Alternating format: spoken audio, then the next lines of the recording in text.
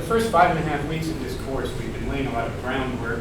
We've been going through a review of acid-base chemistry, a review of kinetics and thermodynamics, talking about how to draw molecules, how to represent stereochemistry, strain, sources of strain molecules that cause energies to be increased or decreased. But now we want to turn our focus to talking about actual chemical reactions. Combustion, pyrolysis, free radical halogenation, those are not particularly exciting reactions, but they are the only reactions you can have on the alkane functional group. And what I'd like to do before we get into the details of any individual class is introduce you to the 6 major mechanistic classes of organic reactions that we'll be studying. Because most of the reactions that we're going to be studying will be able to be grouped into one of these 6 major mechanistic classes. And if you can identify which class it falls into immediately, then that will help you in determining what the mechanism for that reaction is and what the likely products are for that reaction. So there are 3 major headings. There are substitution reactions,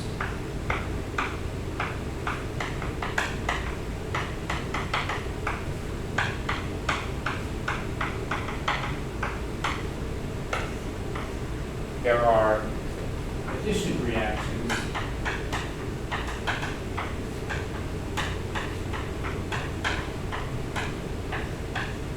and there are elimination reactions.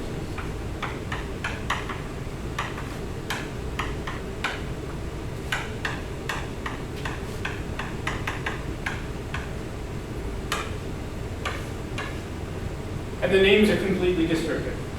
In the substitution reaction, you are going to replace one functional group in many cases with another functional group.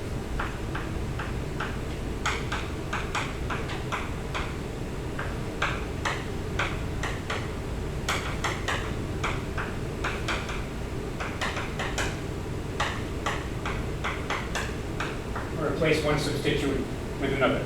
We might replace a hydroxyl group with a chloride, or vice versa, replace a chloride with a hydroxyl group. In addition reactions, we're going to add materials across a pi bond. So the starting material for addition reactions will be a pi bond, and we will add 2 new substituents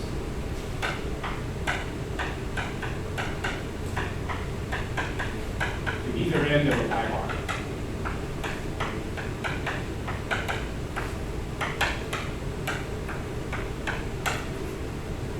If you don't have a pi bond to begin with, you're probably not going to do an addition reaction. In elimination reactions, we're going to remove 2 substituents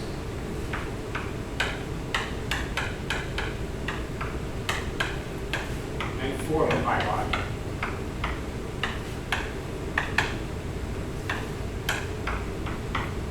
So you can think of addition reactions and elimination reactions as effectively being the inverse process of each other.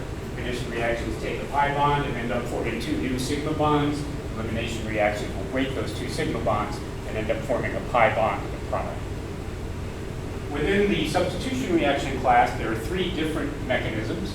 Within the addition class, there are 2 different mechanisms, and there are 2 limiting cases of which mechanism we're going to go by. So the 3 different types of substitution reactions are nucleophilic alkyl substitution,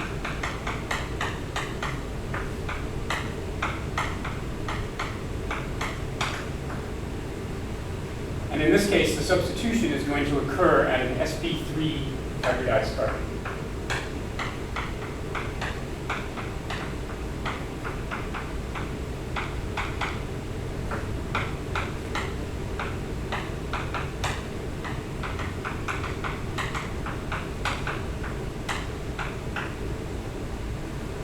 An example of a nucleophilic alkyl substitution would be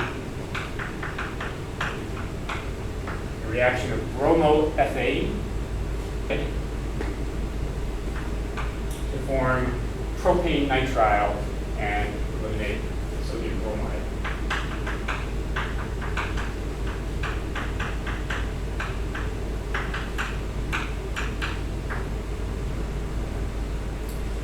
So the substitution is bromine being substituted by the cyanide ion. So we're breaking this sigma bond and forming a new sigma bond. Bromide ion gets kicked out. Sodium is actually a spectator ion in that case. That's a nucleophilic alkyl substitution. It's happening at this sp3 hybridized carbon. And we've changed the functional group from an alkyl halide to a nitrile. The second class of substitution reactions that we're going to be talking about are nucleophilic acyl substitutions.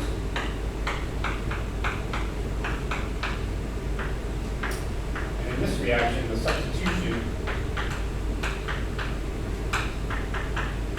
occurs at a carbonyl carbon.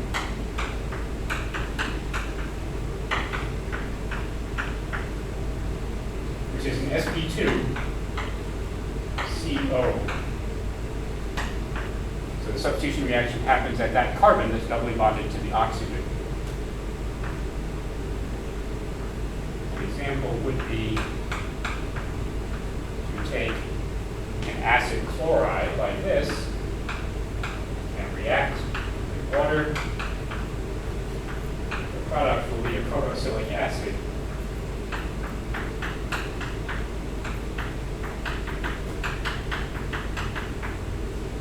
And HCl. So it's the substitution reaction. Substitution is this chlorine to this OH group. The third type of substitution reaction is electrophilic aromatic substitution.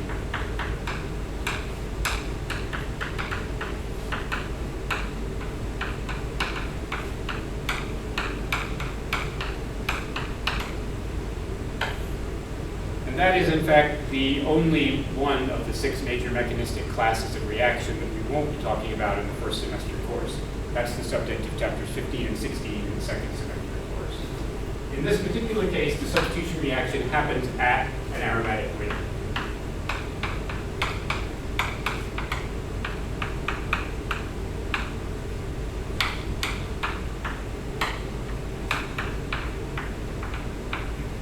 So again, it's at an sp2 carbon,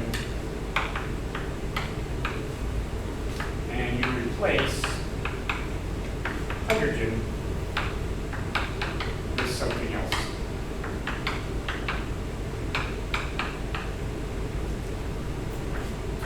So if we started with benzene, for example,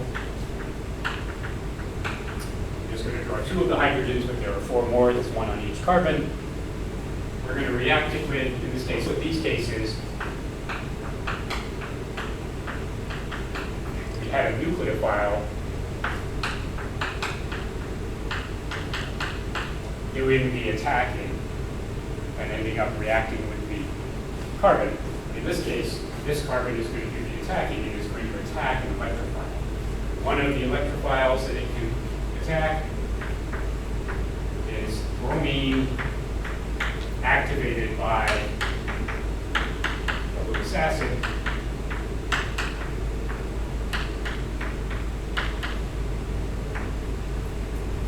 So a mixture of bromine and ferric bromide, FeBr3,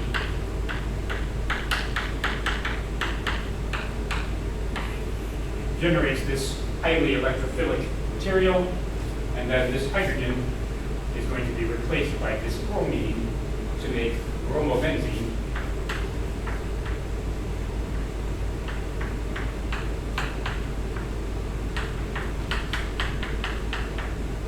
And HBr, and regenerate the ferric bromide, which is the catalyst in this reaction.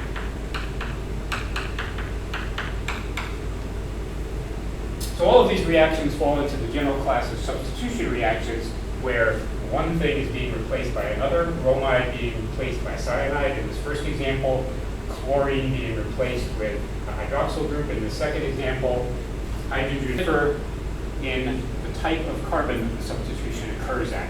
sp3 hybridized carbon, so nucleophilic alkyl substitution, sp2 hybridized carbon of a carbonyl group, a carbon-oxygen double bond, nucleophilic acyl substitution, because this group here is referred to as an acyl group.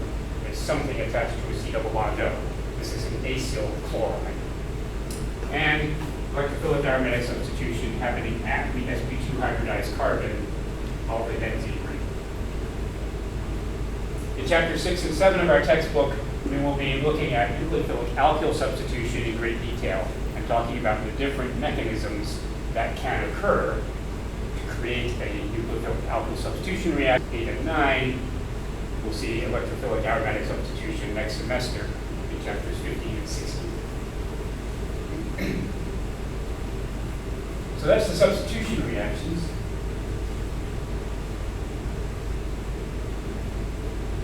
And there will be a lot of examples of each.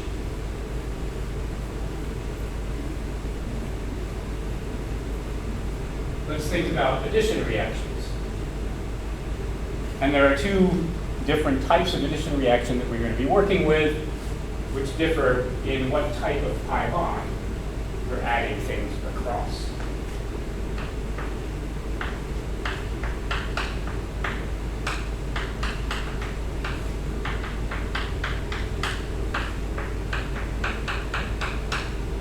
One that we'll see extensively in chapter 8 is nucleophilic acyl addition. An acyl group, recall, is a carbon-oxygen bond attached to some kind of R group. So nucleophilic acyl addition happens at a carbonyl.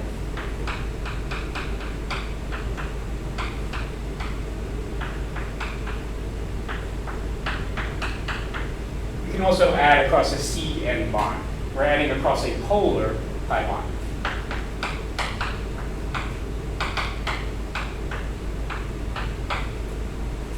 And it actually could be an SO bond or a PO bond. Right? Just as long as it's a polar pi bond, it's going to fall into the general class of reactions called nucleophilic acyl addition reactions. So one of the reactions we're going to be seeing fairly early on is to take an aldehyde, in this case butanol, with an alkyl lithium reagent or an alkyl magnesium bromide, and we will add the elements of this alkyl lithium reagent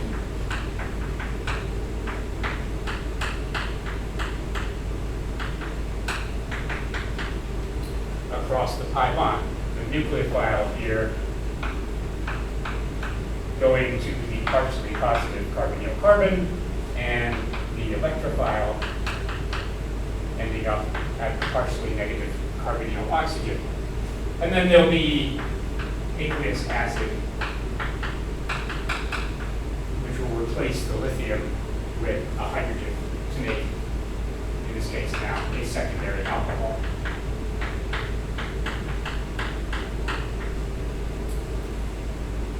So carbonyl compounds like aldehydes and ketones can be converted into alcohols by a nucleophilic acyl addition. We've effectively added the elements of methane across the pi bond. The methyl group coming from an alkyl metal, alkyl lithium or alkyl magnesium bromide, and the hydrogen coming from aqueous acid in the second step. Those are two distinct steps. The second type of addition reaction is electrophilic addition.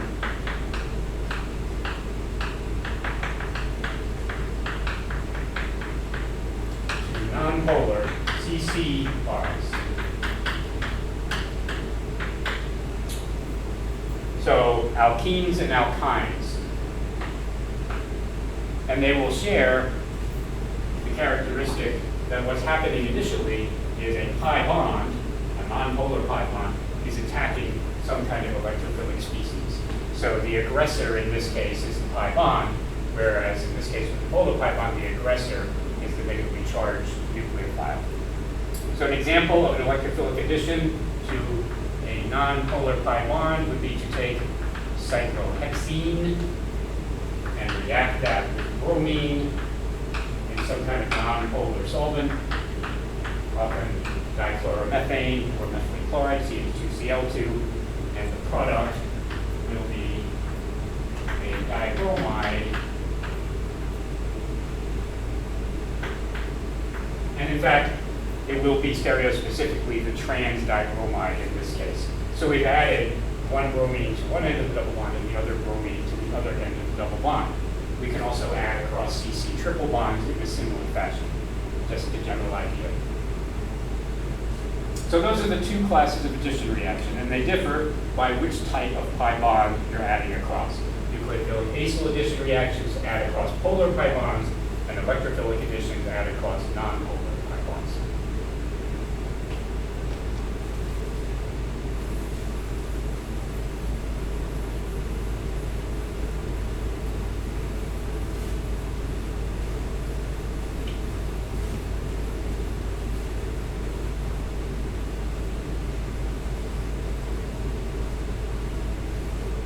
And then finally, the elimination reactions. And an elimination reaction takes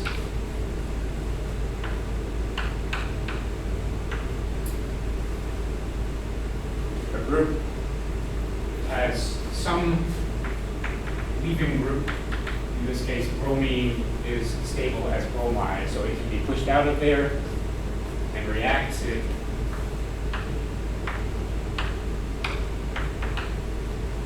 with, in this case, a base, and we will eliminate the elements of HBr, forming water, and an alkene and sodium bromide. So the base, hydroxide ion, is going to attack and combine with that hydrogen, and the bromide is going to fall off and end up associated with the sodium as sodium bromide. This is an elimination reaction that forms a pi bond from, in this case, an alkyl halide. Right? And we can have other addition reactions. It doesn't have to be a halogen, but it is particularly common with halogens. So those are the 6 major mechanistic classes that we'll be investigating, and we're going to start by looking at the mechanism in detail for the nucleophilic alkyl substitution reaction, which we'll cover in Chapter 6 and part of Chapter 7, and then we'll move on to the next reaction we'll talk about in detail is the elimination reactions, and then we'll move after that to talking about nucleophilic acyl additions and just a couple of examples of